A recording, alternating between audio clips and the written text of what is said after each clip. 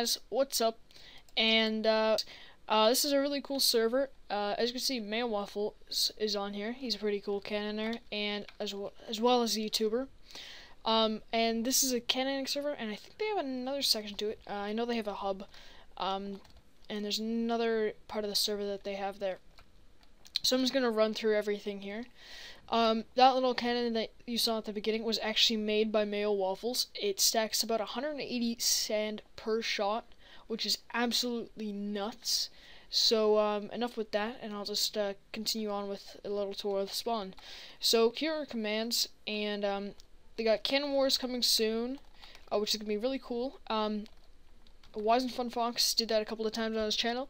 Basically, you have a huge amount of sand between two cannons, or two cannoners, and they have to build a cannon and shoot through that huge wall of sand, or different types of walls, and blow up the other person's cannon to win.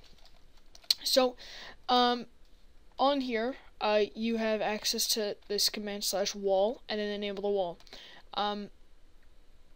As a member, you have access to /wall sand, which automatically creates a sand wall. Sponsor, which is $5, is cobblestone walls. Hero is endstone and gravel, as well as cobblestone and sand. Legend is endstone, sand, cobble and sand, which is separate of those two walls. Like, I'll show you later. It's kind of hard to explain like this. But they have access to all of this, if I'm pretty sure that's what it is. Over here at Ultra, they have access to Endstone 45s, Obsidian, and Honeycomb walls, which is a design that's, it's okay. They're not that amazing though. At Titan, you have access to Ravine walls. I don't know what they mean by that, and Mega walls. They're also allowed limited world edit commands, and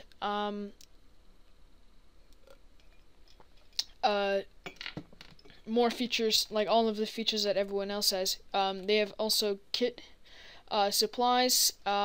Sponsor is access to kit TNT /hat and /CI, which clears your inventory, /game mode, so you can change from game mode survival to game mode creative. Kit supplies has all the canning supplies that you would need. And /DT is allows you to fill the dispensers, hoppers, or droppers with any item of your choice, and the amount in per dispenser and the radius that you're in. So let's go over to the cannon tutorial. Oh god, I can't talk today. Okay, so let's drop down here. Very interesting. Never really seen many cannon servers with this kind of stuff. Usually it's just a big flat land, you get to go cannon, whatever, but there's never really anything to show you how to cannon. So let's start off. Raiding is a huge part of factions. Once you learn how to cannon, or raid or cannon, you will enjoy playing factions much more. In this tutorial, we will show you what you need to know in order to raid several types of bases. First, we will go over raiding several base defenses, then we'll go over basic base defenses in a strong base. So, I'm just going to show you everything. I'm just going to walk right through and just give you a little pass by. So it seems that all of these are okay. So there's one on cannons, so you can see a nice multi-purpose cannon. This is a pretty basic cannon, but it definitely works really well. That's what most designs are based off of, something along these lines. When you're first starting out, this is more basic, like a very basic cannon for only dry walls that you're blowing up and a small distance. Over here is a hybrid cannon. As you see, they have repeaters at max delay, which allows the sand and TNT to fall down after being activated, and just as the TNT at the back fires, these two fall, so the sand is not broken on the slab, and they're shot into the wall. So yeah, that's pretty easy cannon to build, and it's not that very advanced. Over here we go into dispensers. Before, you had to place the TNT, which can be very risky. If you have a dispenser at the front and you forget to place your TNT at the back, you could have your cannon malfunction and blow up, or you can have just dry fires, and there's more chance for the cannon to explode, really, in my opinion. So in this cannon, you have dispensers and repeaters, which is something that attached to the dispensers, which is something that you did see in the last one. Now, they don't have the redstone hooked up, which is kind of bothersome, but you would have your button back here and link this redstone up to here. Then you'd have another set of repeaters here, and that would hook everything up. And right here is the scatter. So this is to set up the scatter. You have to have a bunch of repeaters going to this one comparator. These repeaters, the max amount of repeaters that you can have is 7 at max delay. Now that's assuming that you do not have any redstone lag on the server that you're playing on. Like a server like Battle PvP, having 7 max repeaters could lead to your cannon blowing up, as the redstone timings are very unreliable and often change very much. But to get to the scatter to work, you want some sort of delay behind the redstone. As long as it doesn't exceed those 7 repeaters, it's all good. They all have to be max delay for like the longest lasting shot. So here you have a comparator that has been activated, as you can see, and 3 redstones surrounding it. This creates a 5 pulse charge that will activate the dispensers on and off 5 times in total. Now this creates a scatter shot, which will blow up a large area in the base. So let's move on to the next cannon. Oh, okay, this is defenses, I think. Okay, no, this is showing sniping. Okay, so this shows you how to get through several walls, but it's something that I'm not going to really explain.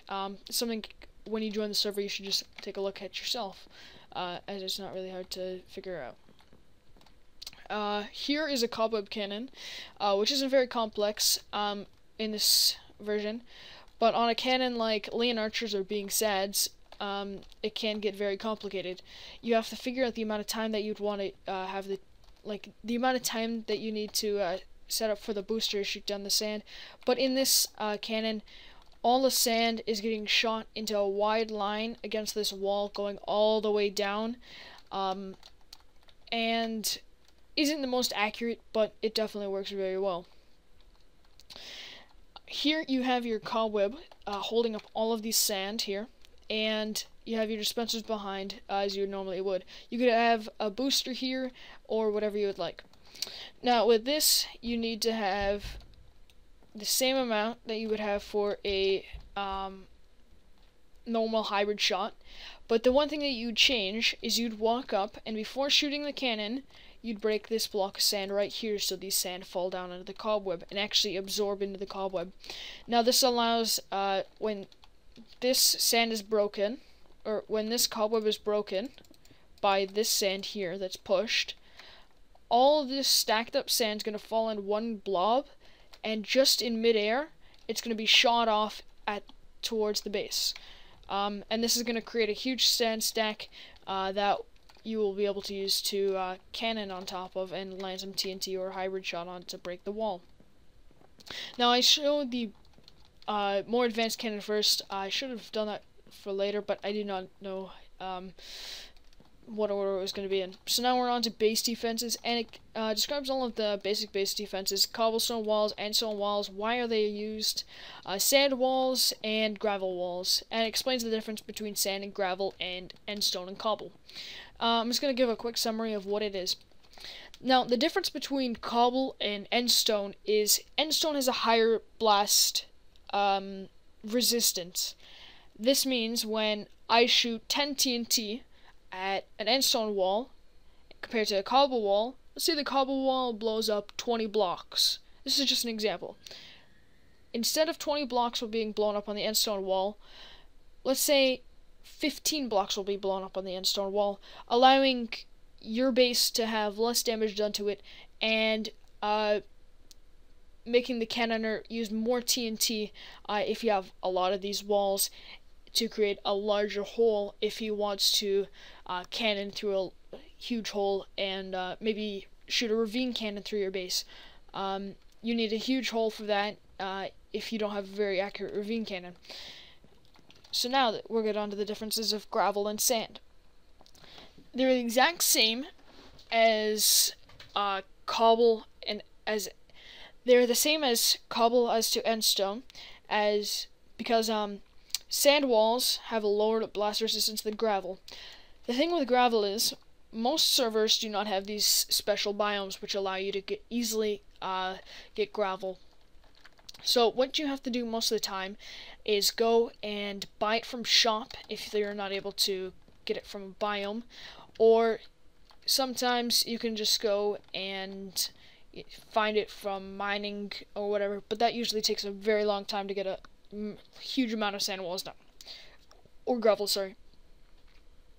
Now, if I'm correct, gravel walls have a 0.5 higher blast resistance, which does make a difference, but it's not that dramatic. So, if you can't afford to buy gravel walls, don't mind just going with sand, as it still works just as well if you have enough of them, but gravel in the long run is much better. So I think that's it for now. Nope. Okay, so we're on to cuts. 45-degree angle walls. You can hear people refer to these as cuts, 45-degree angle walls, a couple other names for them. I usually use cuts because it's just quicker to say. And here in this demonstration, they both use end stone and cobblestone walls, cobblestone and 45s, to show you the different ways that you can use end stone in your building. Now, what this does is forces a cannoner to fusion after stacking sand up to this block right here, which means he has to get one TNT and one sand right here where this little pocket of air is to be able to blow through this, which can take a lot of time to do, and if they mess up, they'll have to restack their sand or blow up the current sand pillar that they've made. Also, when stacking on 45-degree angle walls, it can take a bit more sand, or a bit more time, to configure a cannon to stack the same amount of sand as it would for cobble walls. So now let's move on to the next one. Roof defenses. Now this is something that I've shown in one of my other videos, and it's pretty simple to do. With this normal roof here, all you'd have to do to blow it up is either cobble monster it, which not a lot of people do these days because most servers have lava flow disabled, or shoot a piece of sand onto the roof and then land a piece of TNT onto that sand. Now it seems very hard, but if you have a small chunk buffer on the base that you're raiding, it can be quite easy. Now let's move on to this defense over here. What happens here is it's more likely that a sand will land on this slab and get destroyed than over here.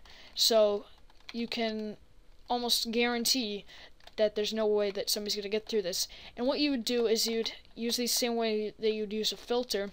And on this row you'd see you have your slab here, but on the next floor of these you'd have the slab here. So if this was broken, it would automatically fall, the sand would automatically fall onto a slab, forcing the cannoner to readjust. And if you have 5 or 6 of these, most cannoners will not even bother with your roof and just go through the walls, as it's much less time consuming than having to roof cannon. So I think that's about it for now, just in this area. So, okay, so I'm just gonna go see if there's anything else that I need to demonstrate, and I'll see you guys then. Bye-bye. Alright, so I think that's about it for this server. You have your own custom plots that you can go build on and build your cannons and everything. And there are a lot of people on here all the time that can help you out if you need some help with building a cannon, building a new defense, or just figure out how to play factions when it comes to raiding. I'm on here very often now, and you can contact me in game, as all of you know.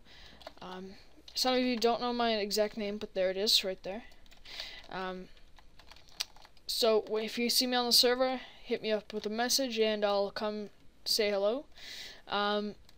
I think that's about it for now. It's a really awesome server, and I really love it so far. So make sure to like, comment, subscribe. Thanks for watching. Have a great day. Bye-bye.